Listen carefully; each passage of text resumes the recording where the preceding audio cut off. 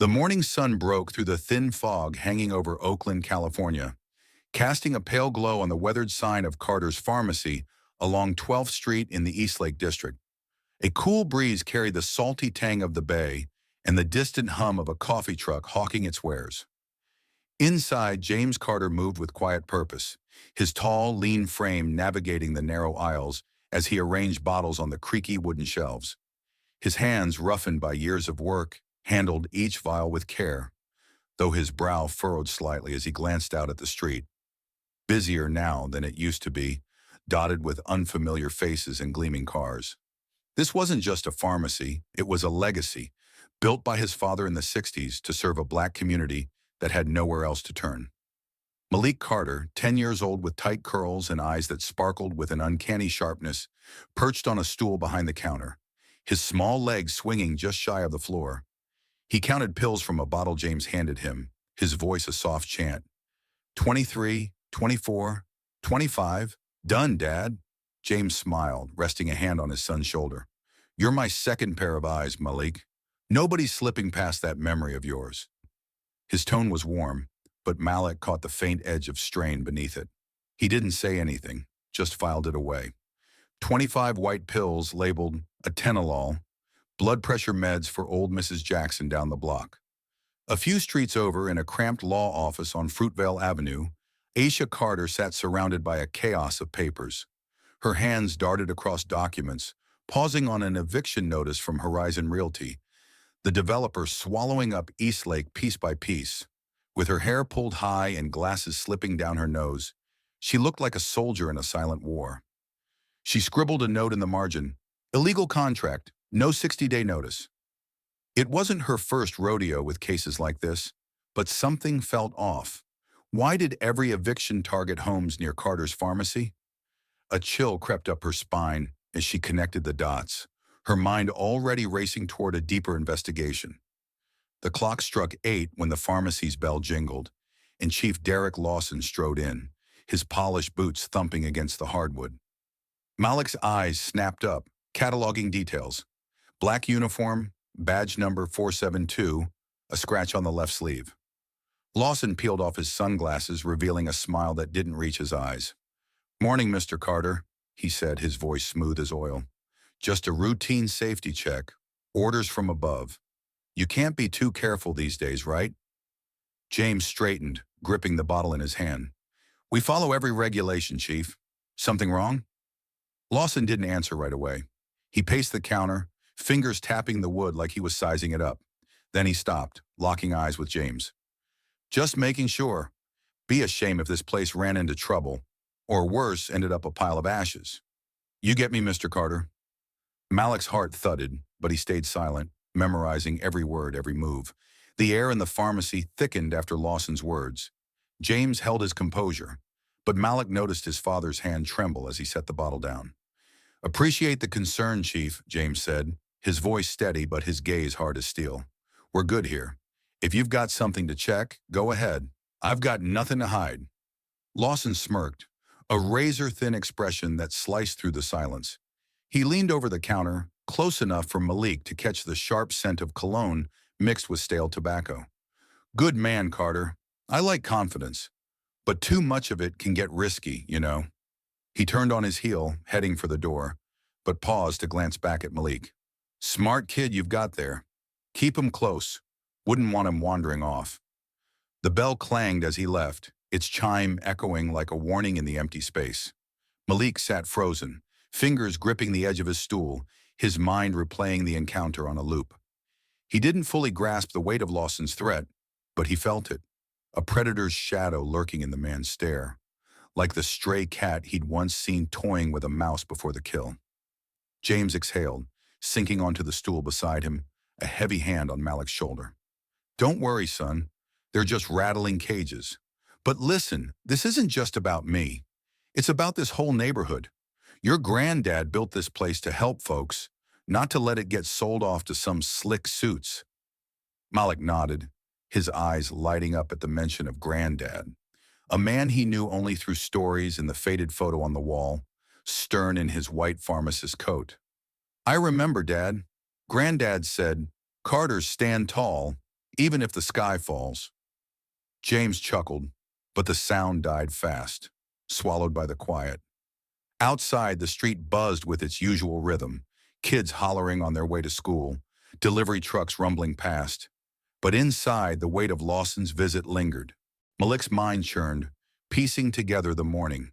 The chief's scratched sleeve, the way his fingers tapped like a countdown, the Ash's comment that felt less like a warning and more like a promise. He glanced at his father, who stared at the shelves as if seeing through them. "Dad, why'd he say that? About ashes?" James didn't answer right away, then turned with a forced smile. "Some folks think they can scare us out, but we're tougher than that, right?" Malik nodded, but the knot in his chest tightened. He didn't know it yet, but that moment, the chill of Lawson's voice, the flicker of fear in his father's eyes, would be the first thread in a tapestry of secrets unraveling in the days ahead. Back at her office, Aisha flipped through another file, her pen slashing red ink across Horizon Realty's latest move. She didn't hear the pharmacy bell ring, didn't see Lawson's shadow cross her husband's threshold, but she felt a tremor all the same, a mother's instinct, a lawyer's hunch. Something was coming, and it was closer than she knew. The late afternoon sun dipped low over Oakland, painting the Eastlake district in shades of amber, as Aisha Carter hunched over her desk. The hum of Fruitvale Avenue traffic a faint pulse through her office window. Papers sprawled across the scratched wooden surface. Eviction notices, lease agreements, city permits, all stamped with the sleek logo of Horizon Realty.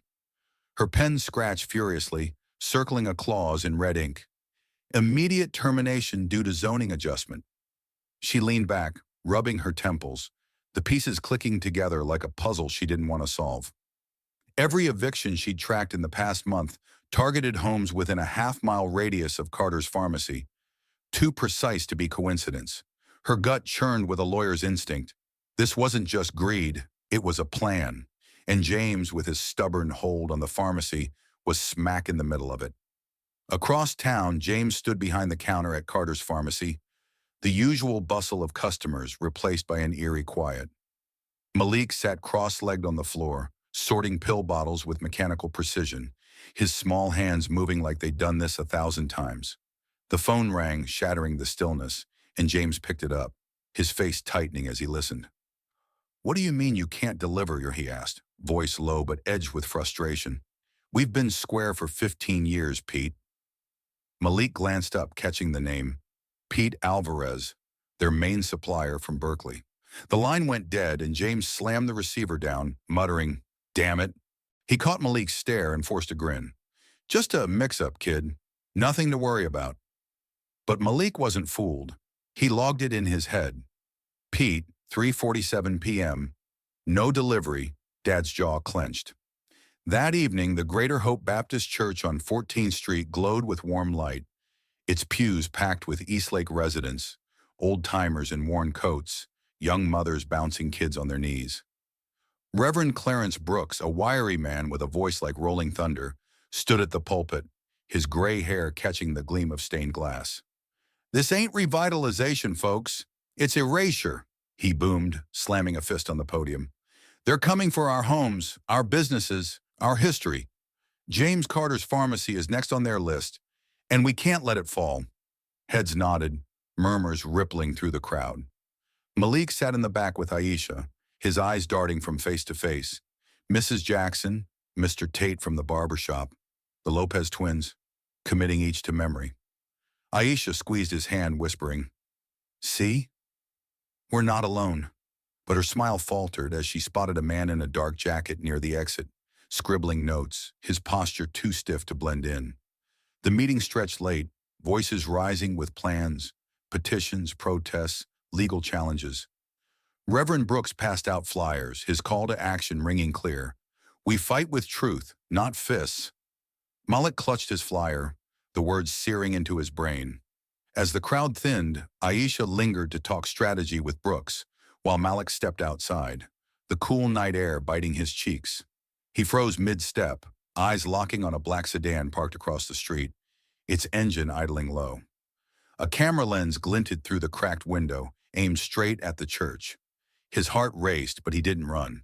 Instead, he pulled his notebook from his pocket and sketched the license plate, CA7KX942, each line sharp and deliberate, a silent vow to remember. The sedan's engine growled softly as Malik stood rooted to the sidewalk, his pencil scratching the last digit of the license plate into his notebook.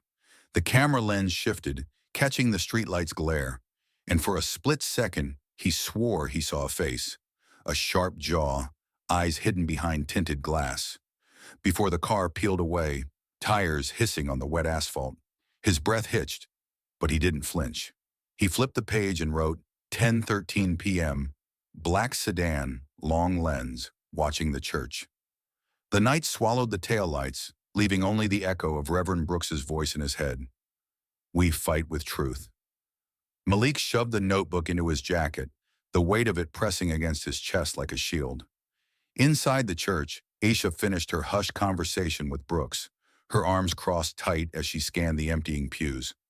They're watching us, Clarence, she said, her voice low, almost lost under the creak of wooden benches. That guy in the back, he wasn't one of ours. Brooks nodded, his face grim. They always send eyes before they send fists. Horizon's got deep pockets and deeper claws. He handed her a stack of flyers, his calloused fingers brushing hers. Get these to James. He's the rock they want to break. Aisha took them, her jaw tightening. She didn't tell Brooks about the eviction cases piling up on her desk, or the nagging fear that James's pharmacy wasn't just a target. It was the key to unlocking Eastlake for Horizon Realty. Back at home, the Carter house on MacArthur Boulevard sat quiet, its yellow paint peeling under the glow of a flickering street lamp. James paced the kitchen, phone pressed to his ear, his free hand raking through his graying hair. No, I don't care about your quotas, he snapped. Mrs. Jackson needs her meds by Friday. Find a way. Another supplier, this time from San Leandro, had backed out, mumbling excuses about inventory issues. He hung up, slamming the phone onto the counter just as Aisha and Malik walked in. They're cutting us off, he said, eyes dark with something Malik hadn't seen before. Fear, maybe, or fury. Aisha dropped the flyers on the table, her voice steady despite the storm brewing in her chest. It's not a coincidence, James. I've got 6 evictions this week, all near the pharmacy. They're circling us. Malik slipped past them, heading for the living room window. He parted the curtains an inch, peering into the dark. The street looked empty, no sedan, no camera, but the hairs on his neck stood up anyway. He turned back to his parents, catching the tail end of James's reply. They can try, Aisha, but I'm not folding. This place is more than brick and mortar. It's us. His voice cracked on the last word, and Malik felt it like a punch. His dad, the strongest man he knew, sounded brittle. Aisha reached for James's hand, her fingers trembling as they locked with his. We'll fight then, together. Malik stayed silent, but his mind raced, replaying Lawson's threat from that morning, a pile of ashes, and now this car, these whispers. He didn't know what was coming, but he knew one thing. He'd remember every damn piece of it. The sky over Oakland hung heavy with gray clouds the next afternoon, a damp chill settling into the streets of Eastlake as James Carter drove Malik home from school. Rain streaked the windshield of their beat-up Toyota, the wipers squeaking with every swipe. Malik sat shotgun, his backpack clutched tight, eyes fixed on the dashboard clock. 3:22 p.m. He'd been quiet all day, replaying the sedan from last night. The glint of that camera lens burned into his memory like a brand. James gripped the wheel, his knuckles pale against his dark skin, the silence between them thick with unspoken weight. They'd barely turned onto Foothill Boulevard when red and blue lights flared in the rearview mirror. A patrol car loomed behind them, its siren silent but insistent. James cursed under his breath, pulling over to the curb. Stay calm, Malik, he said, voice low as he rolled down the window. Rain spattered his arm as Chief Derek Lawson sauntered up, his black raincoat slick and gleaming. License and registration, Lawson barked, his tone clipped, hand resting casually on his holster. Malik's gaze darted to the chief's badge. 472, same as before, and the way his boots left muddy prints on the wet pavement. What's the problem, Chief? James asked, his calm a thin mask over simmering anger. Lawson smirked, leaning in close enough for Malik to catch that tobacco tang again. Tail lights flickering. Safety hazard. Step out of the vehicle, Carter. James complied, rain soaking his shirt as he stood by the car, arms spread against the hood at Lawson's command. Malik watched through the window, heart hammering as Lawson patted James down with slow, deliberate motions, more theater than necessity. You match a suspect description, Lawson said, loud enough for the handful of passers-by to hear over the drizzle. Drug activity in the area. James's jaw tightened. That's bull, and you know it. Lawson's grin widened, but he didn't respond, just kept James there, shivering in the downpour, while another officer circled the car peering inside. Malik memorized his face, round, pale, badge 619, filing it away with the time, 3:29 p.m. 20 minutes later, Lawson handed James a warning ticket, the paper soggy and smudged. Drive safe, Carter, he said, tipping his head toward Malik. Wouldn't want anything happening to the kid. The patrol car peeled off, leaving James standing in the rain, fists clenched. He climbed back in, water dripping from his hair, and met Malik's wide eyes. They're testing us, he muttered, starting the engine, trying to wear us down. Malik nodded, his small voice cutting through the hum of the heater. I saw everything, Dad. The way he smiled, he liked it. James's grip on the wheel tightened, but he didn't reply, just drove on, the weight of his son's words sinking deep. Back home, Aisha was waiting, her face darkening as James recounted the stop. This isn't random, she said, slamming a file onto the kitchen table. They're coming for us. The kitchen light flickered above the Carter family table, casting jagged shadows as Aisha flipped open her file, her fingers trembling with a mix of rage and dread. Rain tapped the window like a restless drumbeat, matching the pulse thudding in Malik's ears. 3 more stops this week, she said, sliding a notebook toward James. All within a block of the pharmacy, and now this. Her handwriting sprawled across the page. Dates, times, badge numbers, each entry a brick in the wall closing around them. James peeled off his soaked jacket, the fabric slapping the floor as he sank into a chair. They're not even hiding it anymore, he said, voice rough. Lawson's got his teeth in us, and he's not letting go. Malik hovered near the counter, his small frame tense, eyes darting between his parents. Aisha pulled a dash cam from her bag, slamming it onto the table.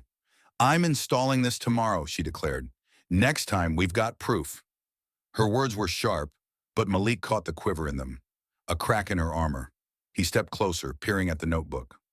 March 17th, 2:15 p.m., Officer 619, false brake light claim, 18 minutes. He'd seen that officer today, circling their car like a vulture. They want us scared, James said, meeting Aisha's gaze. But I'm not running. Not from Lawson, not from Horizon. Nobody. His defiance hung heavy, but Malik saw the exhaustion in his slumped shoulders, the way his hands shook as he rubbed his face. Later that night, Malik sat on the couch, the house dark except for the faint glow of a street lamp seeping through the blinds. He'd been replaying the traffic stop, Lawson's smirk, the rain on his dad's shirt, when a glint under the kitchen table caught his eye. He slid to the floor, heart pounding, as he fished out a tiny black device, no bigger than a quarter. A wire jutted from its side and a red light blinked faintly. Mom, he called, voice cracking. Aisha rushed in, James close behind, and froze when she saw it. A bug, she whispered, snatching it from Malik's hand. James grabbed a hammer from the drawer, smashing it into pieces on the counter, the crack echoing like a gunshot. They're in our damn house, he growled, his calm shattering. Aisha sank onto the couch, clutching the dash cam like a lifeline. This changes everything, she said, eyes glistening. They're not just watching, they're listening. James knelt beside her, his hand on her knee. Then we get smarter. Malik, you're our edge. That memory of yours, use it. Every face, every word, you lock it down. Malik nodded, the weight of his father's trust pressing into him. He glanced at the broken bug, its pieces scattered like a warning. Lawson's voice from the pharmacy echoed in his mind. A pile of ashes, and now this. They weren't just testing anymore. They were hunting, and Malik knew, deep in his bones, he'd have to remember it all to keep them safe. The clock on the Carter family's kitchen wall ticked past 11 p.m., its faint click the only sound breaking the stillness of their Eastlake home. James sat at the table, hunched over a cup of cold coffee, the lines on his face deeper than Malik had ever seen. Aisha was upstairs, sorting through legal files with a frantic energy, while Malik lay on the couch, pretending to sleep under a thin blanket. His eyes were half open, watching his father through the dim glow of a single lamp. The smashed bug from earlier lay in pieces on the counter, a jagged reminder of the eyes and ears creeping closer.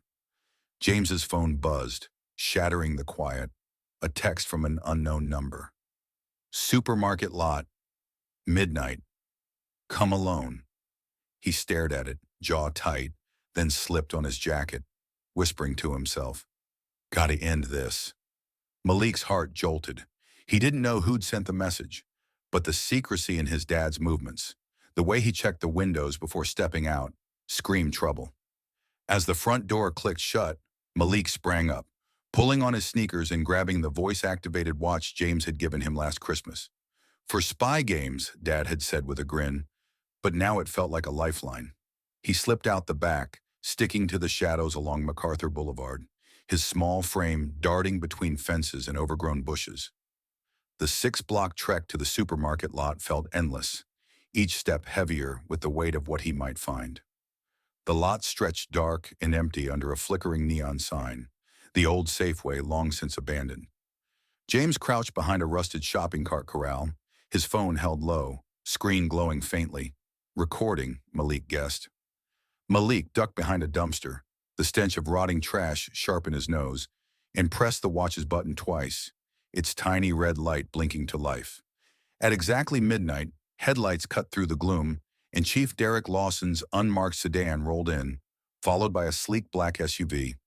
Two men stepped out, Thomas Reed, Horizon Realty's silver-haired CEO, in a tailored coat, and Councilman Victor Hayes, his tie loosened like he'd come straight from a late meeting. Malik's breath caught. They were the faces from the flyers, the ones Reverend Brooks had warned about.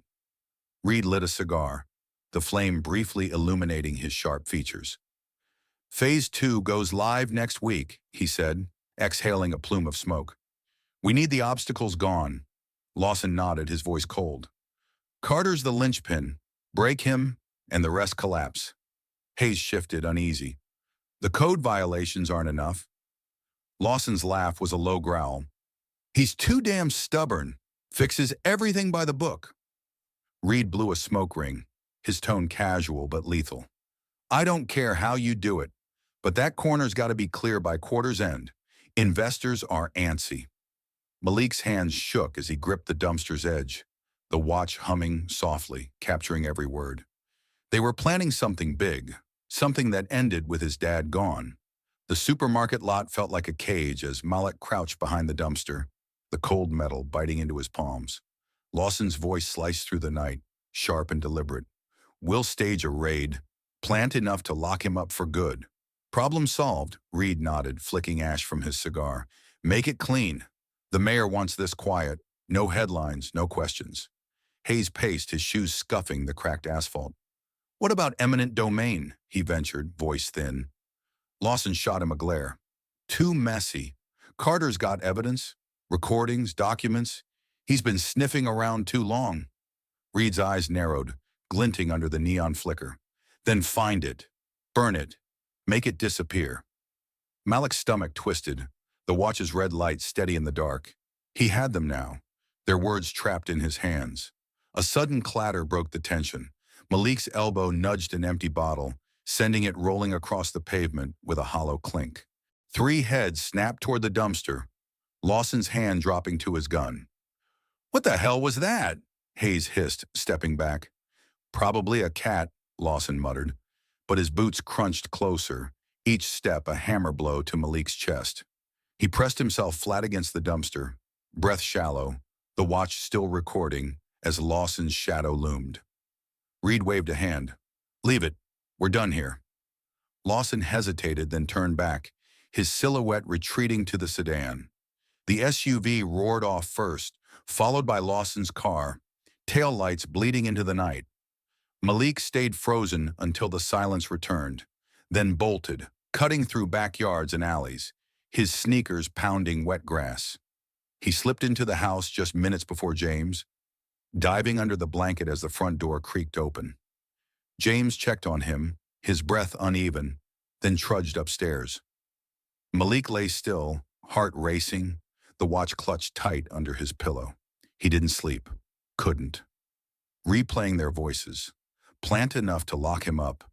Burn it.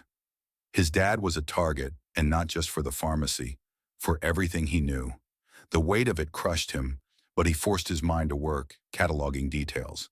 Reed's cigar, Hayes's nervous tick, Lawson's gun hand hovering an inch from the holster.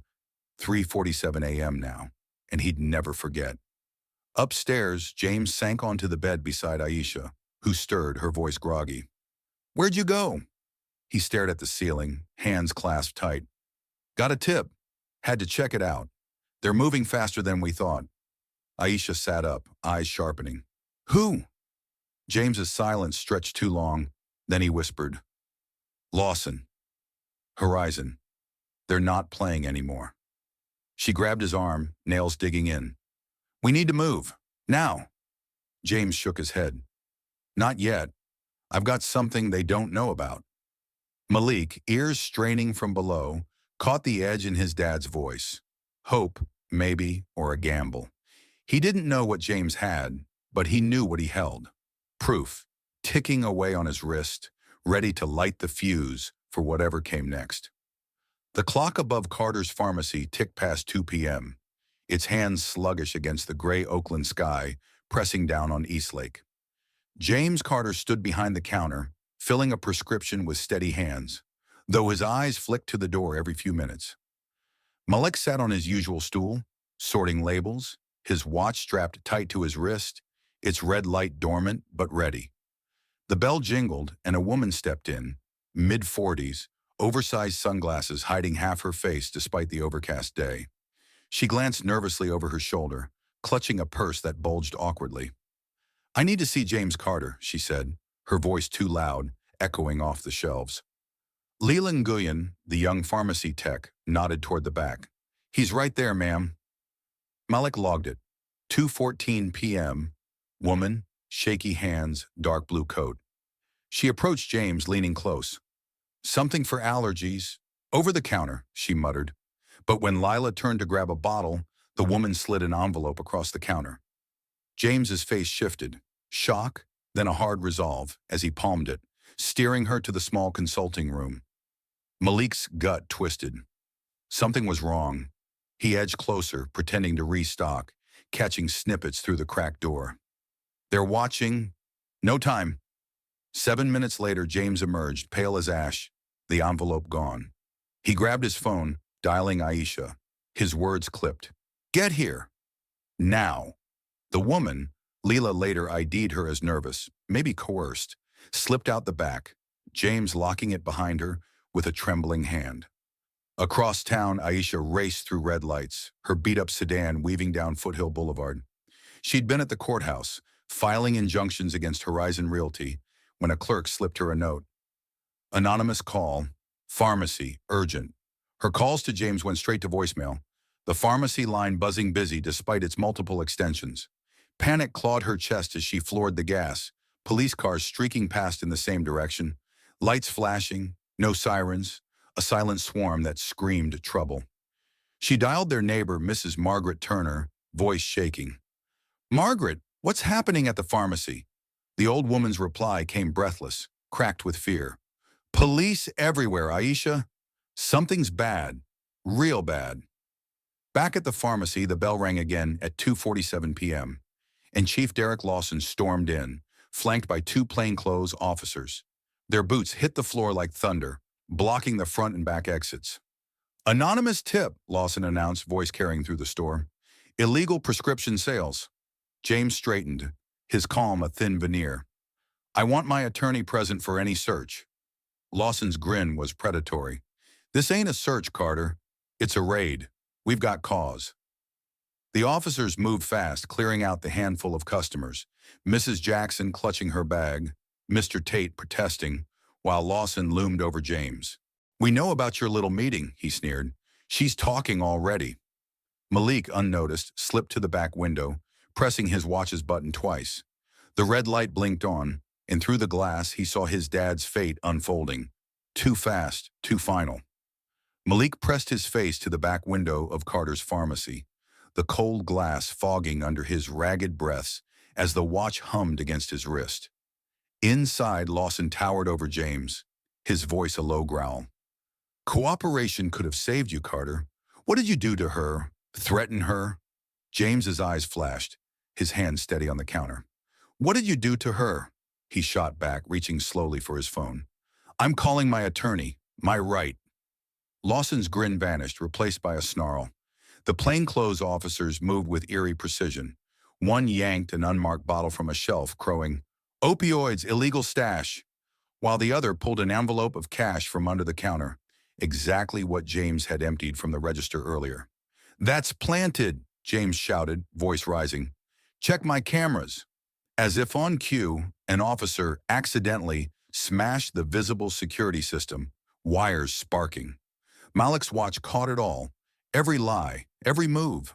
Through the front glass, he saw Aisha's car screech to a halt, her silhouette lunging for the door. James glanced at Malik through the window, a subtle headshake. Stay hidden, his last shield for his son. Lawson's hand twitched to his holster. "Gun!" he bellowed, though James's phone gleamed black in his grip, the pharmacy logo clear. 2 shots rang out, deafening in the small space, and James staggered, shock freezing his face as blood bloomed across his white coat. "Malik. Aisha.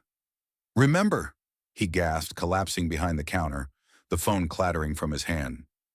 Aisha burst through the door, her scream ripping the air. "James!" as officers pinned her back. Malik watched, paralyzed, as Lawson knelt, planting a backup pistol near James's limp fingers with practiced ease. "He went for a weapon," Lawson barked, his tone flat, rehearsed. "We all saw it." The other officers flinched, one young, pale-faced, his eyes wide with panic, but said nothing. Malik's watch ticked on. 2:47 p.m., shots fired, 2:49 p.m., backup swarmed in, 3:05 p.m. Paramedics finally arrived, too late. Lawson radioed in, voice steady as stone. "Shots fired, officer involved, suspect down." Outside, Aisha fought, clawing at the arms holding her. "That's my husband." But Lawson blocked her, cold and immovable. "Crime scene now, Mrs. Carter." Malik's hands shook against the glass, tears blurring his vision as his dad's unseeing eyes stared up, hands still reaching for that phone. His lifeline snuffed out. He slipped to the back entrance, fumbling with the key James had given him, and darted inside, snatching a USB from a hidden compartment behind the counter, his dad's last secret, shown to him days ago. The world tilted, sounds fading to a high whine in his ears, but he ran, melting into the growing crowd across the street. Sirens wailed, news vans rolled in, and Lawson stood tall, a wall of blue shielding him. Malik clutched the watch and USB, his perfect memory locking every detail, every lie, knowing this was just the beginning of the silence to come. Rain fell in relentless sheets over Oakland the morning of James Carter's funeral, drumming against the stained glass windows of Greater Hope Baptist Church. The pews overflowed with Eastlake mourners, gray-haired elders clutching umbrellas, young families whispering prayers, while dozens more stood outside, their silhouettes blurred through the downpour. Inside, Aisha Carter sat in the front row, her black dress clinging to her frame, her sister Nicole at her side, a steady hand on her arm. Her face was a mask of hollow grief, eyes sunken and red, staring at the polished oak casket where James lay. Malik sat beside her, his small body rigid, hands folded tight in his lap. He hadn't spoken since the pharmacy. 32 days of silence, his voice locked away with the memory of gunshots and his father's last words. "Malik. Aisha. Remember." Reverend Clarence Brooks took the pulpit, his voice trembling but firm. "James Carter was stolen from us," he said, avoiding the how, the why, too raw, too dangerous. His heart beat for this community, for every soul who walked through his doors. The congregation murmured agreement, but Malik's eyes scanned the room, cataloging 5 men in dark jackets, scattered among the pews, their postures stiff, undercover cops, he knew it. Outside, unmarked cars idled across 14th Street, their tinted windows catching the rain, cameras glinting faintly. Chief Derek Lawson drove by slow, his patrol car a ghost in the storm, locking eyes with Malik through the window, a silent promise. I'm still here. Malik's stomach churned, but his face stayed blank, a wall against the threat. The service dragged on, voices quavering with eulogies. Lila Nguyen, the pharmacy tech, spoke of James's kindness, her hands shaking as she gripped the mic. But fear hung thick. Aisha had prepared words, a fire of truth about her husband's murder. But the funeral director intercepted her, voice low. Keep it simple, Mrs. Carter. Got a text. Best not to stir things up. She glared, clutching her crumpled speech, but sat back down, Nicole whispering, Not here, not now. At the cemetery, a drone buzzed overhead, its lens trained on the crowd. Nicole's husband, furious, grabbed a rock and hurled it, smashing the machine into the mud. Malik stood by the casket, rain soaking his suit, and placed James's pharmacy pin, a tiny mortar and pestle, on the wood. I remember everything, Dad, he whispered, voice barely a breath. I promise. Back home, the Carter house felt like a tomb. Aisha sank onto the couch, staring at nothing, while Malik retreated to his room, pulling out his notebook. He hadn't spoken, but his hands moved fast, scribbling every detail from the funeral. Lawson's slow cruise, the drone's hum, the cops' faces. The watch and USB from the pharmacy sat hidden under his pillow, untouched but heavy with purpose. Outside, a bouquet of white lilies appeared on the porch, a card tucked among them. Rest in peace, Carter family. No signature, just menace in the ink. Malik logged it. 3:17 p.m. Lily's black ribbon. Silence was his armor now, but inside he burned. The rain tapered to a drizzle as dusk settled over the Carter home on MacArthur Boulevard. The silence inside thicker than the storm outside. Aisha sat at the kitchen table, the lilies from the porch now wilting in a vase, their cloying scent mixing with the stale air. She flipped through James's old pharmacy ledger, her fingers tracing his neat handwriting. Mrs. Jackson, a Tenolol, $5 off. A lifeline to him she couldn't let go. Nicole brewed tea, her voice soft. You need to eat, Aisha. You're fading. Aisha shook her head, eyes glistening. They took him, Nick, and they're still coming. The card from the flowers lay crumpled beside her, its blank threat screaming louder than words. She didn't notice Malik slip downstairs, his notebook tucked under his arm, his silence a shadow trailing him. Across town, Tina Morales hunched over her laptop in a dimly lit Oakland cafe, her fingers flying across the keys. Her first article, Questions Linger After Pharmacy Shooting, had hit the local paper that morning, a cautious jab at the official story. Why the delay in paramedics? Why no weapon in initial footage? She'd dodged the full truth, James's evidence, the raid's stench of setup, knowing the blowback would come fast. It did. A brick through her car window an hour ago, a note taped to it, back off. She glanced at the USB James had slipped her days before his death, its weight a ticking bomb. Tina didn't know Malik held more, didn't know the boy's watch had caught the raid, but she felt the story growing, a beast she couldn't tame alone. Malik perched on the stairs, ears straining as Aisha's phone buzzed. Mrs. Margaret Turner's voice crackled through, urgent. Signs popping up, Aisha. Justice for James. Folks are scared, though. Cops knocking on doors after. Aisha's breath hitched. They're shutting us down, Margaret. Even the church is quiet. She hung up, burying her face in her hands, the ledger slipping to the floor. Malik watched, his chest tight, the silence choking him. But he couldn't speak, not yet. He crept back to his room, pulling the blinds to peek outside. A patrol car idled 2 houses down, its engine a low growl.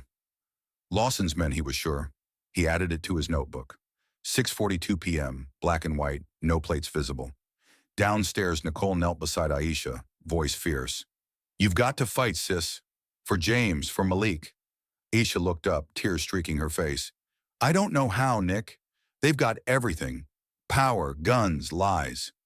Malik hovered at the doorway, unseen, his small hands clenching the watch and USB. 32 days of silence had carved him hollow, but something flickered inside. His dad's voice, faint but clear. Remember. He turned back to his room, spreading his notes across the bed. Every threat, every face, every second of that day. The lilies, the drone, Lawson's eyes. They'd buried James, but not the truth. Malik didn't know how to break his silence, but he knew it wouldn't last forever. Soon he'd speak, and they'd hear him. The Carter home on MacArthur Boulevard stood quiet under a slate-gray Oakland sky. 32 days since James's death had carved a void into its walls. Aisha sat at the kitchen table, surrounded by a fortress of papers. James's pharmacy records, eviction cases, Tina Morales' article clipped from the morning paper.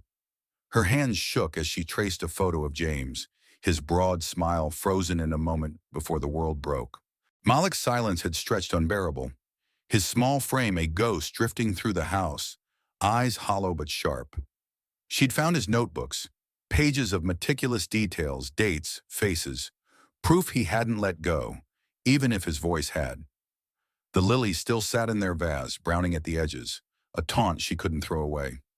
Upstairs, Malik knelt by his bed, the USB and watch laid out like relics.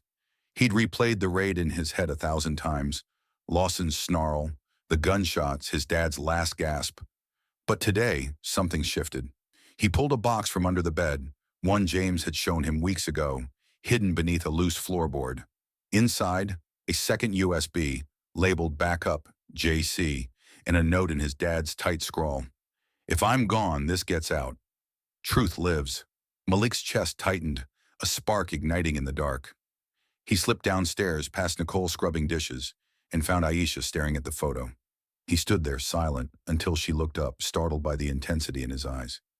They're lying about Dad, he said, his voice a rusty whisper, breaking 32 days of mute agony. Aisha froze, the photo slipping from her fingers. Malik, she breathed, reaching for him. He stepped closer, clutching the USB. I saw it all, Mom. I recorded it. Lawson shot him. Dad just had his phone. Tears welled in her eyes as she pulled him into her arms, his small body trembling against hers. Oh, baby, why didn't you tell me? She choked out. I couldn't. Not till I knew it was enough. He pressed the USB into her hand, voice steadying. This is Dad's. He wanted us to fight.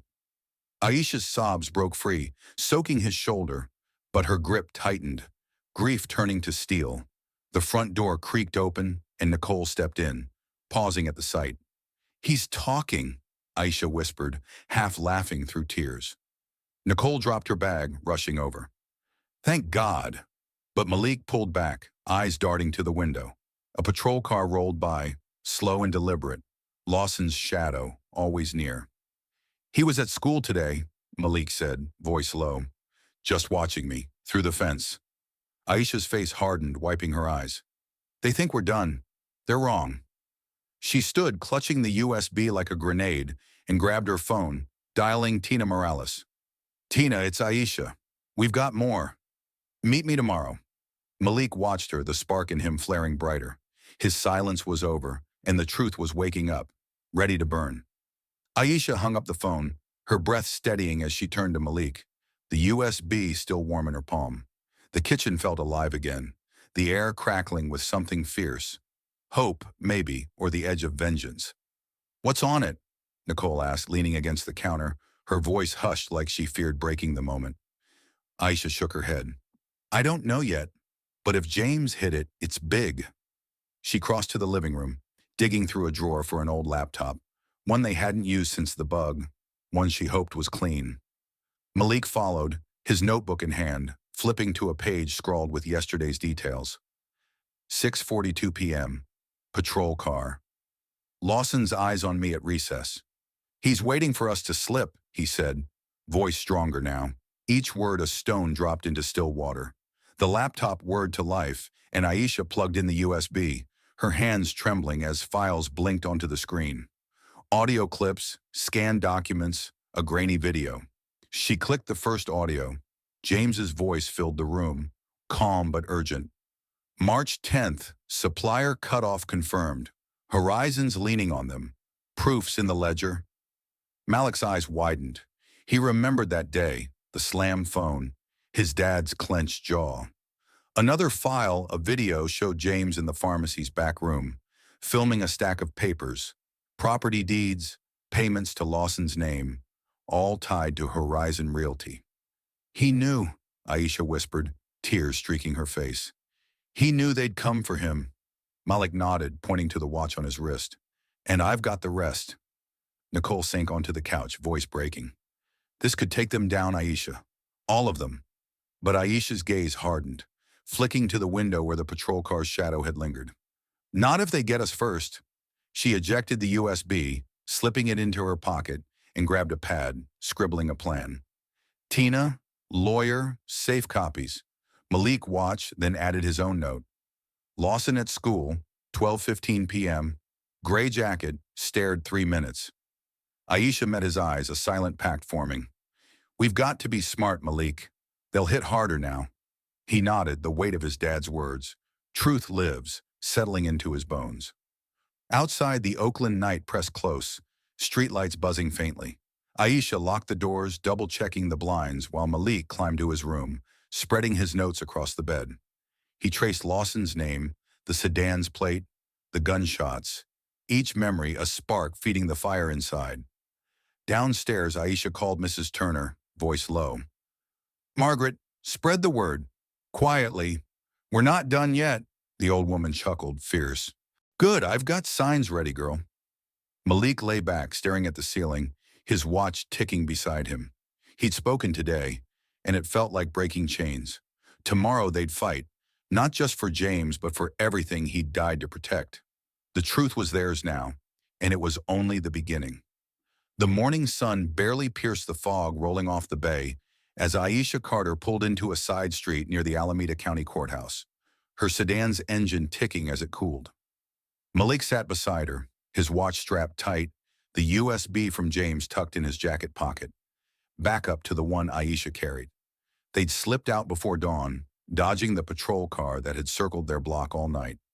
Inside a nondescript office 2 blocks from the courthouse, District Attorney Karen Phillips waited, her sharp eyes scanning the evidence Aisha spread across the table. James's recordings, Horizon Realty payments, Malik's meticulous notes. This is dynamite, Karen muttered, flipping through the ledger. But Lawson's got the department behind him. Judge too, maybe. Aisha's jaw tightened. Then we light the fuse. Karen leaned back, sizing up Malik. You saw it, kid? All of it? He nodded, voice steady despite his small frame. Lawson shot Dad. Planted the gun after. I've got it recorded. 2:47 p.m. 2 shots. Karen's brow arched, but she didn't doubt him. His precision was unnerving. She tapped the table. Grand juries are shot. Secret, fast. I'll call it today. Aisha exhaled, gripping Malik's hand under the table. What about protection? They're watching us. School, home, everywhere. Karen scribbled a note. I'll push for it, but you're walking a tightrope. Lawson's crew doesn't play soft. The meeting ended with a plan. Convened by noon, Malik as key witness, evidence locked down tight. They slipped into the courthouse through an underground garage, avoiding the news vans already sniffing around. The grand jury room smelled of stale coffee and old wood. 23 jurors, teachers, retirees, shopkeepers, staring as Malik took the stand, his 10-year-old frame dwarfed by the chair.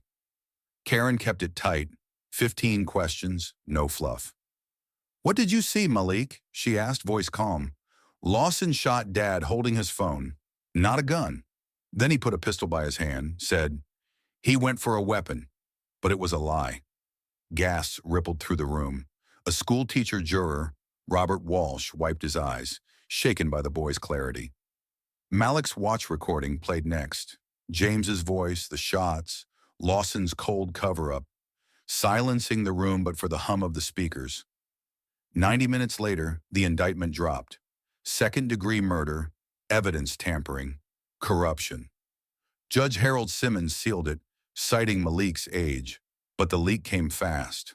By dusk, the city buzzed. Outside, retaliation struck like lightning. Aisha's car sat in the driveway when they got home.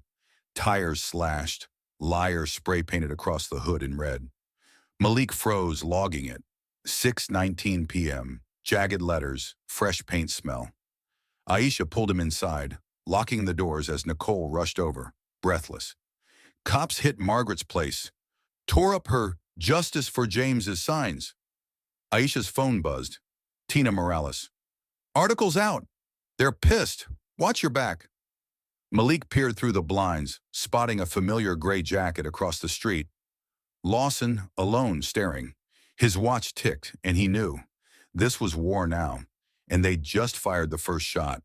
The Carter home trembled under the weight of the night, the slashed tires and liar scrawl outside a neon scar in the dim Oakland streetlight. Aisha stood at the kitchen counter, scrubbing the paint's faint residue from her hands, though the stink clung to her skin. Malik sat cross-legged on the floor, notebook open, sketching Lawson's silhouette from across the street. Gray jacket, hands in pockets. 6:52 p.m. Nicole paced, phone pressed to her ear, voice low. "Yeah, Margaret's shaken, but fine. Said Lawson's crew left a message. Keep quiet or else." Aisha slammed the sponge down, water splashing. "They think they can bury us like they buried James. Not this time." Her eyes burned, fixed on the USB now locked in a safe under the sink. James's voice, their weapon. The doorbell buzzed, sharp and sudden, and Aisha flinched, hand darting to a kitchen knife before Nicole waved her off. "It's Tina." The journalist slipped in, rain-soaked, her laptop bag slung tight across her chest. "Latest piece is live. Grand jury targets Oakland cop in pharmacy killing." "Subtle as I could make it," she said, dropping a printout on the table. Malik scanned it, logging the headline, the timestamp, 8:03 p.m. And Tina's tight smile. "Phones are ringing off the hook at the paper. Lawson's union screaming defamation, but they're rattled." Aisha nodded, but her voice was steel. "Good. Let them squirm. What about Lila?" Tina hesitated. "She's scared. Won't talk yet. Said she saw the raid, but can't risk her family." A thud rattled the garage door, metal on metal, and Malik bolted upright, watch clicking on instinct. Aisha grabbed a flashlight, Nicole a bat, and they crept outside, Tina trailing with her phone recording. The garage light flickered on, revealing a dented panel and a brick wrapped in paper. "Stop or he's next," with a photo of Malik at school, circled in red. Aisha's breath caught, the knife trembling in her grip. "They're targeting him," she whispered, pulling Malik close, his small body stiff but unshaken. He logged it. 8:17 p.m. Brick, black ink, his own face staring back. Tina's camera caught the scene, her voice grim. "This goes in the next piece. Let the world see." Back inside, Aisha locked every bolt, her hands shaking as she dialed Karen Phillips. "They're threatening Malik. Brick through the garage. A picture." Karen's reply crackled through, firm but strained. "FBI's on it. I've got a detail coming. Stay low till morning." Malik sat at the table, replaying the raid recording in his head. Lawson's lie, the gun's clatter. His silence replaced by a fire he couldn't name. Aisha knelt beside him, voice fierce. "We're not running, baby. Dad's truth. It's ours now." He met her eyes, nodding once, the watch's red light blinking like a heartbeat. Outside, Lawson's shadow faded into the fog, but Malik knew he'd be back. The grand jury was just the start. This war was heading for a courtroom, and they'd be ready. The Alameda County Courthouse loomed over downtown Oakland, its stone facade cold under a pale morning sky, as Aisha and Malik slipped through a throng of reporters, their faces shielded by hoods. 3 weeks after the grand jury indictment, the trial of Chief Derek Lawson began, a war drum echoing through Eastlake. Inside, the courtroom buzzed. Officers in crisp uniforms lined the right, a wall of blue, while community members in Justice for James pins filled the left, their whispers a low hum. Malik sat beside Aisha, his watch ticking softly, the USB's contents now with DA Karen Phillips, who stood at the prosecution table, her sharp suit a stark contrast to the defense's six-lawyer team. Lawson sat smug, adjusting his tie, his eyes flicking to Malik with a glint of menace. Judge Robert Harmon, a former police counsel with union ties, banged his gavel, his voice gruff. Order. We're here for facts, not theatrics. But the air crackled with bias. His rulings had already gutted half of Karen's motions. Defense attorney Olivia Grant, a legend with a 52-0 record, opened with a masterstroke. James Carter was a desperate man, running an illegal operation, threatening an officer in a fatal standoff. Gas rippled. Aisha gripped Malik's hand, her nails digging in. Karen countered, voice steady. This was murder, plain and simple, orchestrated to silence a whistleblower. She called her first witness, Malik Carter, and the room stilled, all eyes on the boy in his father's oversized tie. Malik took the stand, small but unbowed, his voice clear as he swore the oath. Karen approached, gentle but firm. Malik, is the man who shot your father here? Time slowed, the hum of the air conditioning loud in the hush. He raised his arm, steady, finger pointing straight at Lawson. He killed my dad, he said, words cutting like glass. But that's not all he did. The gallery erupted, gasps, murmurs, a cop's muttered curse, until Harmon's gavel cracked thrice. Order! He bellowed, glaring at Malik, who didn't flinch. Karen pressed on. Tell us what you saw. Malik's memory unspooled, precise and relentless. 2:47 p.m. Dad held his phone. Black case. Pharmacy logo. Lawson yelled, gun, and shot twice. Then he planted a pistol from his ankle holster, said, we all saw it. The watch recording played next. James's voice, the shots, Lawson's lie, each sound a hammer blow. Jurors leaned forward, one scribbling furiously, another glaring at Lawson, who shifted, passing a note to Grant. Grant objected, shrill.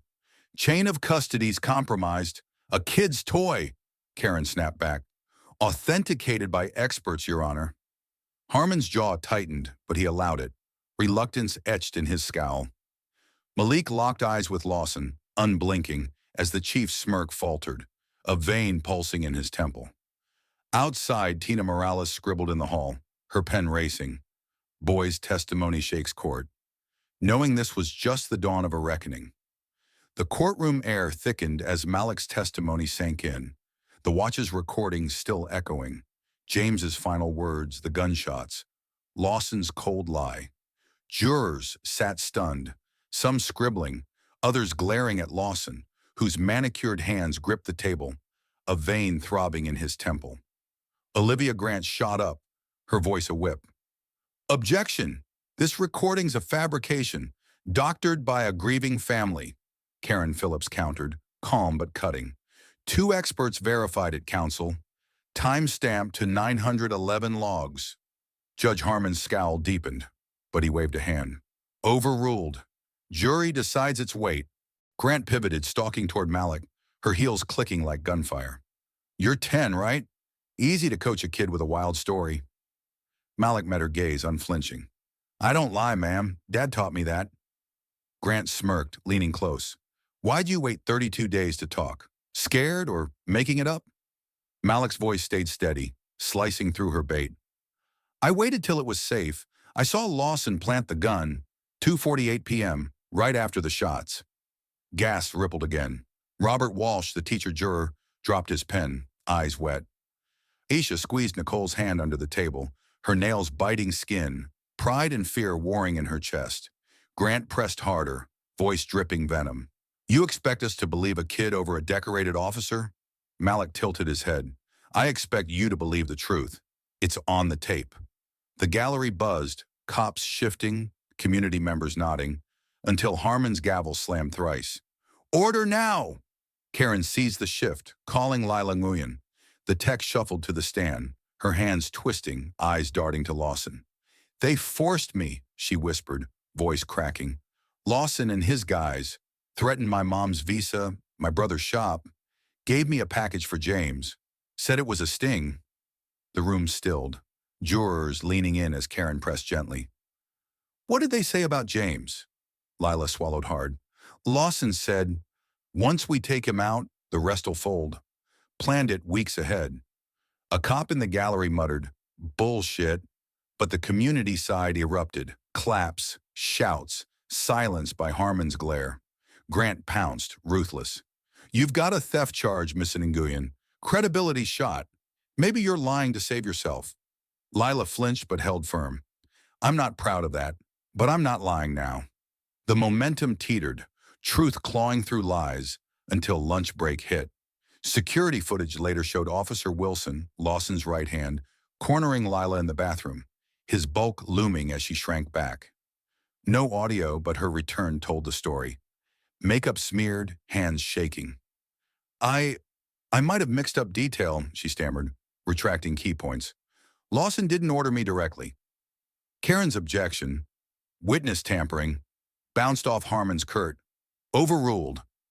Aisha's stomach sank, watching Lila unravel, but Malik stayed stone-faced, logging it. 1:37 p.m. Wilson's gray tie, Lila's tears. Lawson smirked, passing a note to Grant, confidence creeping back. Outside, Tina Morales scribbled furiously, witness wavers under pressure. Knowing this twist only sharpened the blade. The day ended with Karen's case fraying, but Malik's eyes burned. He'd spoken, and the dawn was breaking, even if the war raged on. The Alameda County Courthouse thrummed with tension as the trial of Chief Derek Lawson stretched into its third week. The air inside heavy with sweat and anticipation. Aisha Carter sat in the front row, her hands clasped tight, Nicole's arm a steady anchor beside her. Malik perched next to them, his watch ticking softly, notebook balanced on his knee. Every detail of the past days etched in his precise scrawl. Day 12, 9:47 a.m. Grant's smirk, juror number 3 chewing gum. The gallery split starkly, cops in crisp uniforms on the right, their numbers thinning daily, and Eastlake residents on the left. Justice for James, pins glinting defiantly. Judge Harmon's bias had frayed Karen Phillips' case. Lila's retraction a gut punch.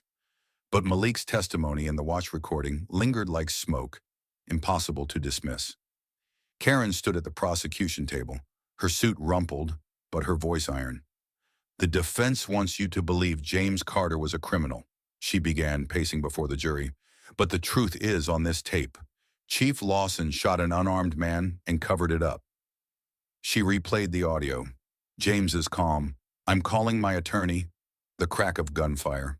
Lawson's lie. Each sound a chisel cracking the defense's wall. Jurors shifted. Robert Walsh scribbling furiously, his face tight with emotion. Olivia Grant objected, shrill and desperate. This is theater, Your Honor. Unreliable, tampered evidence. Harmon's gavel hovered, but he grunted. Overruled. Sit down, counsel. The tide was turning, and Lawson felt it. His tie askew, his smirk gone, replaced by a twitch in his jaw. Karen called Malik back, his small frame steady as he climbed the stand. Tell us again, Malik. What did Lawson do? She asked, gentle but firm. He shot Dad at 2:47 p.m., Malik said, voice clear as glass. Dad had his phone, black case, pharmacy logo. Lawson put a gun by his hand after, said, we all saw it. The room stilled, jurors leaning in, a cop in the back muttering under his breath. Grant lunged into cross-examination, her tone venomous. You're a kid. How do we know you didn't dream this up? Malik locked eyes with her, unblinking. I don't dream lies. I saw it. 2:48 p.m. His ankle holster, silver gun. A juror gasped. Another glared at Lawson, who scribbled a frantic note to Grant. Then came the spark. Karen asked, Malik, did Lawson say anything at school? Before the trial? He nodded, slow and deliberate. Day 6, 12:15 p.m., gray jacket through the fence. He said, keep quiet or you're next.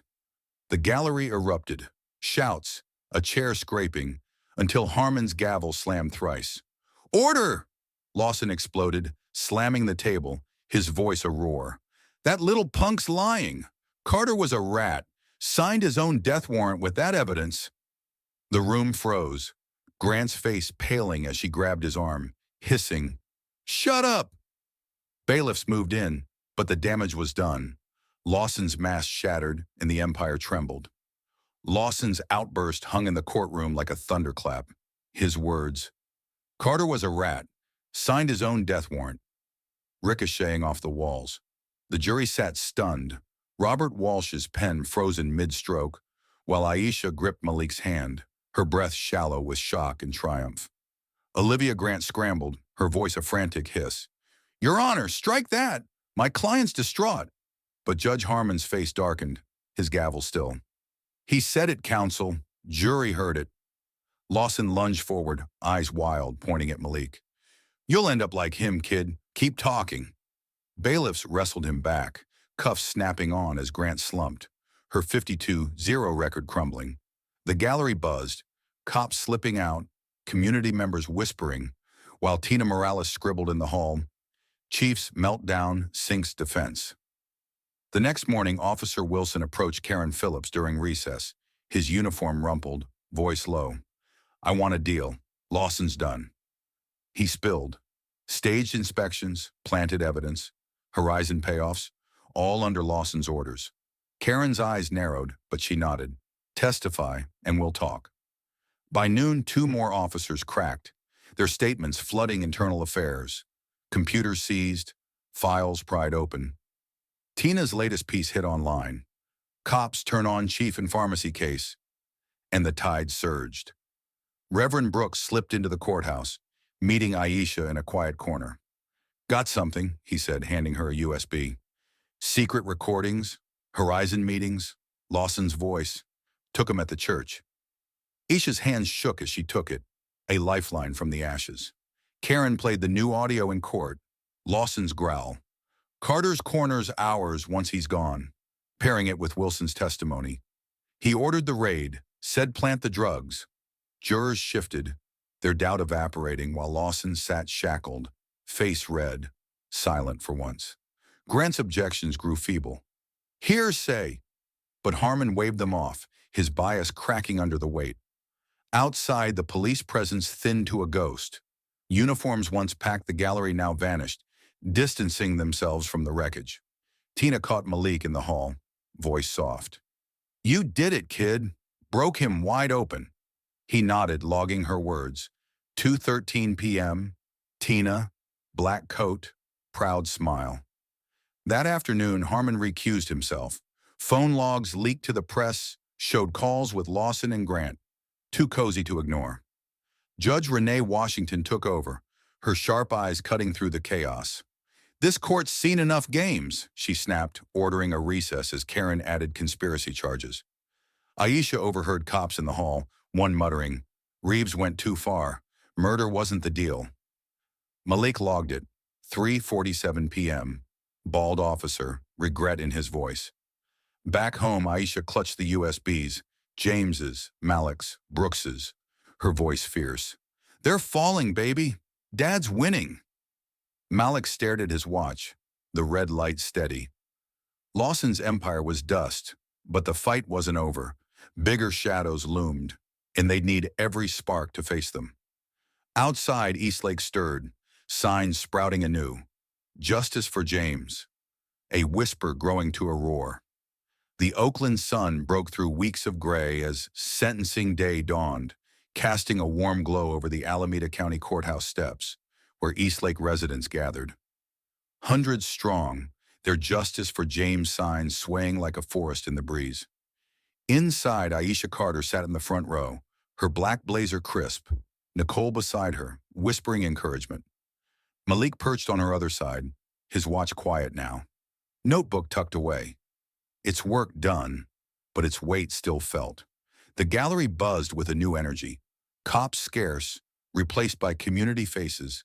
Mrs. Jackson, Mr. Tate, the Lopez twins, shoulders squared, no longer afraid. Judge Renee Washington took the bench, her presence a wall of steel, silencing the room with a single glance. Karen Phillips stood, her voice steady. The evidence is undeniable. Derek Lawson murdered James Carter to silence him, part of a conspiracy with Horizon Realty to erase Eastlake's heart. She laid out the fallout. 17 officers indicted, councilmen arrested, the mayor resigned. Lawson sat shackled, head bowed, his empire ash after his courtroom collapse. Olivia Grant was gone. Her firm had ditched him, replaced by a union lawyer, pale and outmatched, who mumbled a weak plea for leniency. Washington cut him off, sharp. Save it. This court's heard enough lies. Aisha squeezed Malik's hand, her breath catching as impact statements began. Mrs. Margaret Turner took the stand, her voice trembling but fierce. James gave me meds when I couldn't pay, delivered them himself when my legs gave out. That man was our lifeline, and Lawson cut it. Tears streaked her face, mirrored by jurors like Robert Walsh, who'd pushed for justice since Malik's testimony. Lila Nguyen followed, head high despite her earlier waiver. He was good to me, taught me the job. I should have spoken sooner. Her apology hung heavy, a quiet amends to the silence she'd broken. Aisha rose last, her words not vengeance but vision. James believed in justice, even when it failed him. This isn't just about punishment. It's about fixing what's broken. Malik logged her tone. 10:17 a.m. Strong, unbroken. Washington leaned forward, glasses glinting. This wasn't just a murder. It was an attack on a community, enabled by corruption in the systems meant to protect it. She sentenced Lawson to 30 years, no parole, plus 10 for conspiracy. Consecutive. Gasps rippled. Lawson lunged, snarling, "This ain't over, kid!" at Malik, earning 5 more for intimidation as cuffs tightened.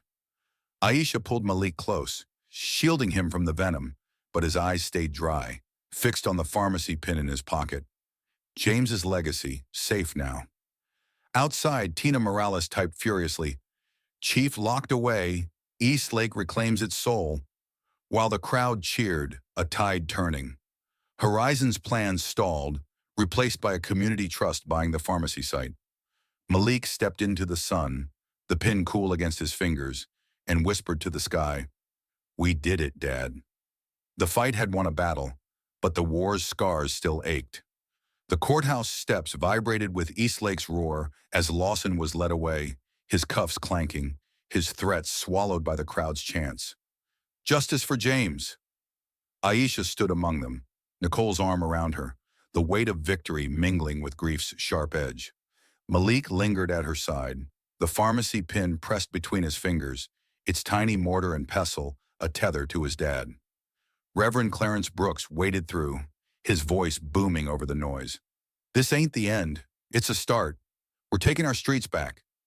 He handed out flyers for a rally that night at Greater Hope Baptist, the paper crisp with promise. Mrs. Turner joined him, her arthritis-defying grip shoving a sign into Malik's hands. "James lives on." He logged it. 11:03 a.m. Red marker, her smile. Back home, Aisha sank onto the couch. The USBs, James's, Malik's, Brooks's, spread before her like battle scars. Nicole brewed coffee, her voice soft. "You did it, sis. He'd be proud." Aisha's eyes glistened, tracing the pin Malik set on the table. "We're not done. There's more out there, bigger than Lawson." Her phone buzzed. Tina Morales, breathless. "Feds are digging now. This could go national." Malik listened, his mind ticking. Horizon's collapse, the trust buying the pharmacy, a garden planned where James fell. He slipped upstairs, pulling his notebooks, months of notes, threats, faces, and spread them out. The silence he'd carried was gone, replaced by a fire to keep remembering, to keep fighting. That evening, the church lot swelled with hundreds, candles flickering, voices rising in gospel as Brooks spoke. "James Carter's blood woke us up. We're building now, together." A community fund launched, scholarships in James's name for pharmacy and justice students. Malik's idea, whispered to Aisha days ago. She took the mic, her voice steady. "This is his legacy, ours now." The crowd roared, signs blooming like flowers across the asphalt. Malik stood beside her, eyes scanning, Mrs. Jackson waving, Lila nodding from the back, guilt eased by her late stand. He logged the moment, 7:42 p.m., 312 candles, hope in the air. Later, Aisha pulled Malik aside, her hand gentle on his shoulder. "I've got something to tell you," she said, voice trembling with a secret she'd held through the trial. "I'm pregnant. Twins. Found out weeks ago." Malik's breath caught, a smile breaking through. His dad's last gift, a new fight to protect. "What are their names?" he asked, voice soft. "James Jr. and Justice," she replied, tears falling. He nodded, the pin cool in his pocket, a bridge between loss and life. Outside, the garden site glowed under work lights, neighbors planting, healing where blood once spilled. Malik stepped into the night, the rally's echo fading, and felt James's shadow lift. Not gone, but lighter. The hill was lit now, but bigger battles loomed, ones he'd face with Aisha, with the twins, with a community reborn. A crisp Oakland breeze swept through Eastlake as the ribbon-cutting day arrived, the sun glinting off the freshly painted sign of the James Carter Community Justice Center, where Carter's pharmacy once stood. A year had passed since Lawson's sentencing, and the lot, once stained with James's blood, now bloomed with a memorial garden, its flowers tended by neighbors who'd turned grief into grit. Aisha Carter stood at the podium, 8 months pregnant with twins, her hands resting on her swollen belly as James Jr. and Justice kicked beneath her touch. Malik, now 11, stood beside her, taller but still carrying that quiet intensity, his watch on his wrist, its red light off, but its memory alive. The crowd swelled, hundreds from Eastlake, faces familiar and fierce. Mrs. Turner, Reverend Brooks, Tina Morales snapping photos for her award-winning series. Aisha's voice rang clear over the hum of voices and news drones overhead. "My husband believed remembering is the first step to justice," she said, her gaze sweeping the crowd. "But Malik taught me it's action that changes things. This center, legal aid, a pharmacy, a voice, is his legacy and ours." Cheers erupted, hands clapping as Malik stepped forward, his small frame steady. "Dad said truth has power," he began, voice stronger than his years. "We remembered everything, and we acted. This is both." He cut the ribbon, scissors glinting, and the crowd roared. Justice for James signs waving, a testament to a fight won. The center's doors swung open, free clinic on the left, law offices on the right. Eastlake reclaiming its soul. Inside, the walls bore James's story. Photos of him behind the counter, his pharmacy pin framed beside Malik's watch, now retired to a glass case. Tina's articles hung too. From pharmacy to justice, a community stand. Her work sparking reforms nationwide. Reverend Brooks blessed the space, his voice a rumble. "This ground's holy now, redeemed by courage." Mrs. Jackson shuffled up, pressing a wrinkled hand to Malik's cheek. "Your daddy'd be proud, boy. Saved my life more'n once with them pills." Malik smiled, logging it. 2:17 p.m., her blue scarf, tears in her eyes. The garden outside buzzed with kids. Malik's classmates, once kept away, now friends, planting bulbs where loss had rooted deep. Aisha guided Malik through the crowd, her hand on his shoulder as they paused by the garden's plaque. "In memory of James Carter, healer, father, truth-teller." "You're his echo, you know," she said, voice thick. Malik nodded, the pin in his pocket a quiet weight. Then a figure emerged. Lila Nguyen, hesitant, her eyes red-rimmed. "Malik, I'm sorry," she stammered, voice breaking. "I should have spoken sooner. Saved him, maybe." The air stilled, Aisha tensing beside him. Malik looked at her, his face soft but firm. "You spoke when it mattered," he said, extending a hand. She took it, tears falling, a bridge mending in silence. A peace neither expected, but both needed. The handshake between Malik and Lila lingered in the Oakland air, a quiet tremor of forgiveness rippling through the James Carter Community Justice Center's opening day. Aisha watched, her breath catching as tears streaked Lila's face. Relief, shame, gratitude mingling in the lines of her expression. "Thank you," Lila whispered, squeezing Malik's hand before stepping back into the crowd, her shoulders lighter. Aisha pulled Malik close, her voice a murmur against his hair. That's your dad in you, strong enough to heal, not just fight. He nodded, the pharmacy pin pressing into his palm, a pulse of James's spirit steadying him. The crowd's cheers softened to a hum, kids laughing in the garden, their voices weaving into the breeze. Eastlake alive again. Inside, Aisha led Malik to the center's heart, a small office where her law practice would grow, now focused on police accountability. Photos lined the desk. James at the pharmacy, Malik at the trial, the twins' ultrasound, a future forged from loss. They'll know him through this, she said, hand on her belly. Malik traced the ultrasound, logging it. 3:41 p.m. Two tiny shapes, justice's foot kicking. And through us, he added, voice firm. Tina Morales approached, camera slung over her shoulder. Feds called me. Your story's hitting D.C. They're reviewing cases like this coast to coast. Aisha's eyes lit up, a spark of James's dream. Systemic change, not just survival. Malik smiled, his first real one in months, the weight lifting an inch. Outside, the memorial garden glowed under late afternoon sun, petals bright against the plaque. Mrs. Turner hobbled over, wrapping an arm around Malik. You're a light, child, lit up this whole hill. He leaned into her, logging her warmth. 4:12 p.m. Lavender scent, her grip fierce. Reverend Brooks joined, his voice a prayer. We're stronger now because of you two. The center hummed behind them, lawyers filing cases, a pharmacist dispensing meds, a beacon where darkness once reigned. Aisha spoke at dusk, her silhouette sharp against the fading light.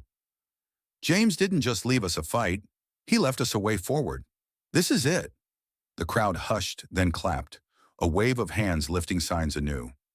Malik slipped away as night fell, walking to James's grave a block over, the pin cool in his hand.